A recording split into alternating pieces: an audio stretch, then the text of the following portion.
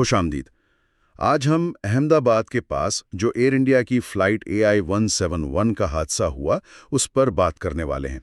ہمارے پاس ایک تحقیقاتی رپورٹ کے کچھ حصے ہیں، تو کوشش کریں گے کہ جو اہم باتیں ہیں اور اس واقعے کی کیا اہمیت ہے اسے سمجھیں۔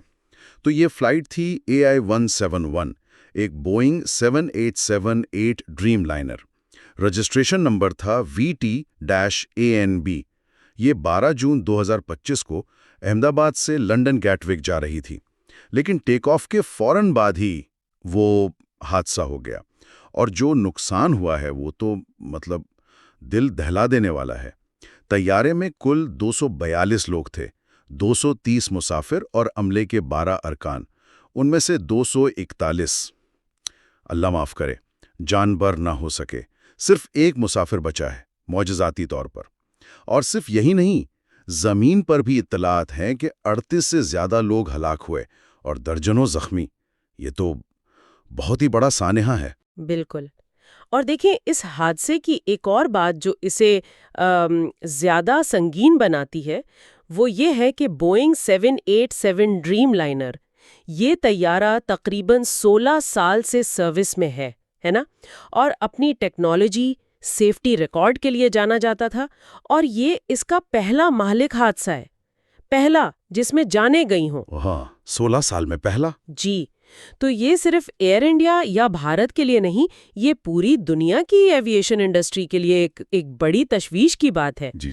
کیونکہ جو اعتماد تھا اس طیارے پر، اس پر اب سوال اٹھ رہے ہیں۔ یہ واقعی ایک اہم نقطہ ہے۔ اچھا، تحقیقات کا کیا سٹیٹس ہے؟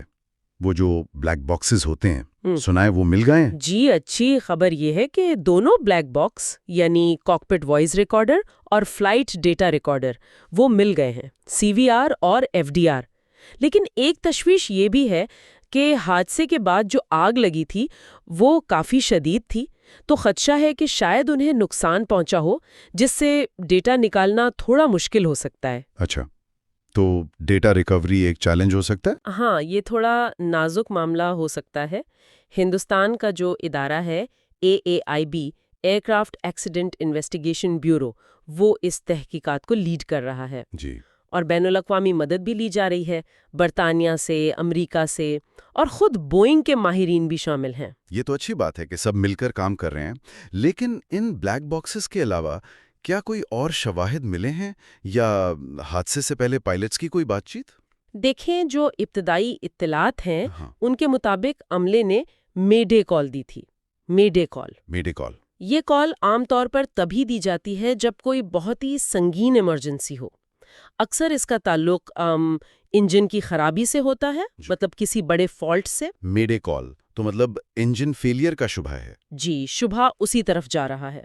اب تفتیش کار ہر چیز کو دیکھ رہے ہیں، CCTV فوٹیج ہے، پائلٹس کے ریکارڈز ہیں، ان کی ٹریننگ، ان کا تجربہ، پھر طیارے کی پوری مینٹیننس ہسٹری، اور جو لوگ وہاں موجود تھے عینی شاہد، ان کے بیانات بھی لیے جا رہے ہیں۔ سب کڑیوں کو ملانے کی کوشش ہو رہی ہے۔ اور سرکاری سطح پر کیا ہو رہا ہے؟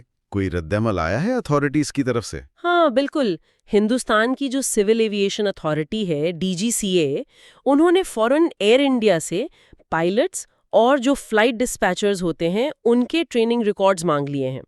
اور ایک اور اہم قدم یہ ہے کہ 30 جون تک تمام سرکاری ہوائی اڈوں پر ایمرجنسی ڈرلز کرنے کا حکم دیا گیا ہے۔ یہ تو ضروری بھی ہے، پریپیئرڈنس چیک کرنے کے لیے۔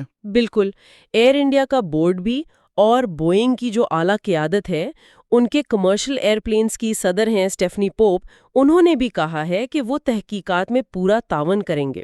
اور ایئر انڈیا نے اپنے باقی جو 33 ڈریم لائنرز ہیں ان سب کا ٹیکنیکل معائنہ بھی شروع کر دیا ہے، ایک ایک کر کے۔ تو آگے کیا مراحل ہیں؟ تحقیقات میں اب کیا ہوگا؟ سب سے اہم تو جیسا میں نے کہا وہ بلیک باکسز کا تجزیہ ہے۔ اگر ڈیٹا مل گیا اور قابل استعمال ہوا تو اس سے یہ پتہ چلانے میں بہت مدد ملے گی کہ اصل وجہ کیا تھی۔ کوئی ٹیکنیکل خرابی تھی جیسے انجن کا مسئلہ جس کا شبہ ہے، یا کوئی انسانی غلطی کا بھی پہلو تھا۔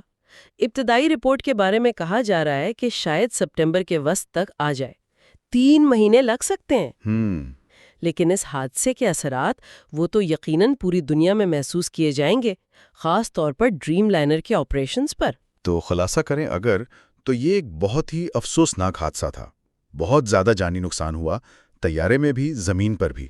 اور یہ 787 ڈریم لائنر کا پہلا مہلک حادثہ ہے جس نے سیفٹی پر سوال اٹھا دیے ہیں.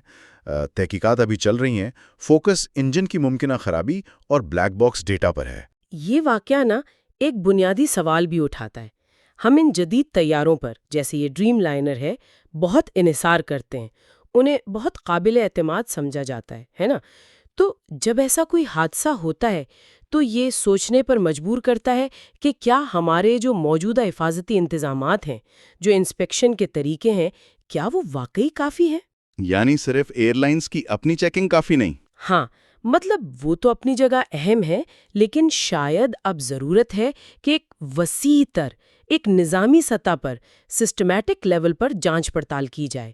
کہیں کوئی ایسی کمزوریاں تو نہیں جو نظر انداز ہو رہی ہوں؟ یہ ایک اہم سوال ہے جس پر غور کرنا ہوگا. واقعی یہ ایک بہت اہم نقطہ ہے سوچنے کے لیے. اسی خیال کے ساتھ آج کے لیے ہمیں اجازت دیں.